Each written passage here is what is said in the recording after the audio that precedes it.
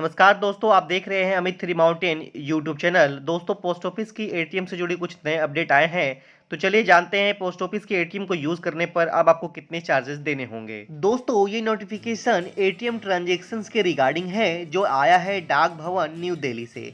ये सभी चार्जेस लागू होंगे 1 अक्टूबर 2021 से। तो सबसे पहले हम जानते हैं डेबिट कार्ड रिप्लेसमेंट चार्जेस के बारे में। दोस्तों, यदि आप अपने पुराने कार्ड को नए कार्ड में बदलते हैं या फिर आपका कार्ड खो जाता है और उसके बाद आप नए कार्ड अप्लाई के लिए देते हैं, तो उसके लिए आपको 300 रुपये प्लस जीएसटी टैक्स देने होंगे। दोस्तों, ये लागू होंगे 1 अक्टूबर 2021 से। अब बात करते हैं दोस्तों रीजनरेशन ऑफ पिन। यदि आप पिन बदलने के लिए पोस्ट ऑफिस के ब्रांच जाकर पोस्ट ऑफिस के एटीएम का पिन बदलने के लिए एप्लीकेशन देते हैं, तो आपको 50 रुपये प्लस जीएसटी टैक्स देने होंगे, जो लागू होंगे 1 अक्टूबर 2021 से। अब आगे आते हैं दोस्तों ATM POS transaction technical declines.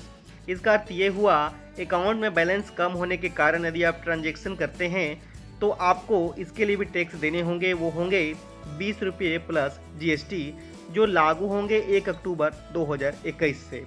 अब हम आगे जानते हैं यदि आप कैश विड्रॉल करते हैं डेबिट कार्ड के थ्रू, एटीएम कार्ड के थ्रू, तो आपको कितने रुपए चार्जेस देने होंगे। डिपार्टमेंट ऑफ पोस्ट कितना चार्ज लेगा डेबिट कार्ड के थ्रू कैश विड्रॉल करने पर, चलिए हम जानते हैं आगे। 1% of the transaction value subject to a maximum of ₹5 पर ट्रांजेक्शन। तो दोस्तों, इसका अर्थ यह है कि आपने जो ट्रांजेक्शन किया है उसकी वैल्यू का 1% या 5 रुपये प्रति ट्रांजेक्शन के हिसाब से आपको देना होगा। जो दोनों में से ज़्यादा हो उसमें से आपको चार्जेस देने होंगे। अब दोस्तों, हम जानते हैं charges for withdrawal at ATM. दोस्तों, यहाँ पे दो तरह के ट्रांजेक्शन्स में आपको चार्ज देने होंगे। पहला फाइनेंशियल ट्रांजेक्शन्स, दूसरा नॉन फाइनेंशियल ट्रांजेक्शन्स।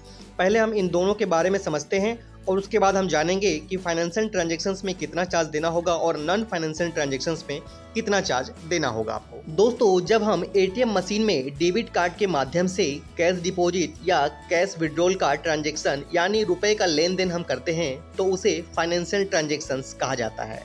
और नॉन फाइनेंशियल ट्रांजेक्शन्स की बात करें, जिसमें आप एटीएम मशीन में डेबिट कार्ड का उपयोग करके एटीएम पिन चेंज करना, स्टेटमेंट निकालना या चेक इशू के लिए रिक्वेस्ट करना, ऐसे ट्रांजेक्शन्स को नॉन फाइनेंशियल ट्रांजेक्शन्स में रखा गया है। अब हम जानते हैं इन दोनों के अलग अलग चार्जेस क्या होने वाले हैं। यदि आप दूसरे बैंकों के एटीएम मशीन में पोस्ट ऑफिस के डेबिट कार्ड का यूज़ करते हैं, तो फाइनेंशियल ट्रांजेक्शन्स में आपको 3 ट्रांजेक्शन्स फ्री दिए गए हैं बड़े शहरों के लिए, और छोटे शहरों के लिए 5 ट्रांजेक्शन्स फ्री दिए गए हैं। उसके बाद आपको 20 रुपये जीएसटी टैक्सेस चार्जेस लगेंगे। यदि फाइनेंशियल ट्रांजेक्शन्स में आप पोस्ट ऑफिस के ही एटीएम मशीन में पोस्ट ऑफिस के डेबिट कार्ड का यूज़ करते हैं, तो आपको बड़े शहरों और छोटे शहरों सभी के लिए 5 ट्रांजेक्शन्स फ्री दिए गए हैं। उसके बाद 10 रुपये प्लस जीएसटी टैक्सेस देने होंगे। नॉन फाइनेंशियल ट्रांजेक्शन्स की बात करें तो अदर बैंकों के एटीएम में 3 ट्रांजेक्शन्स फ्री है बड़े शहरों के लिए, और छोटे शहरों के लिए 5 ट्रांजेक्शन्स फ्री है, और उसके बाद आपको 8 रुपये जीएसटी टैक्सेस देने होंगे। नॉन फाइनेंशियल ट्रांजेक्शन्स की बात करें तो पोस्ट ऑफिस के खुद के एटीएम में पोस्ट ऑफिस के डेबिट कार्ड का यूज़ करने के बाद आपको 5 ट्रांजेक्शन्स फ्री हैं, और उसके बाद आपको 5 रुपये प्लस जीएसटी टैक्सेस देने होंगे।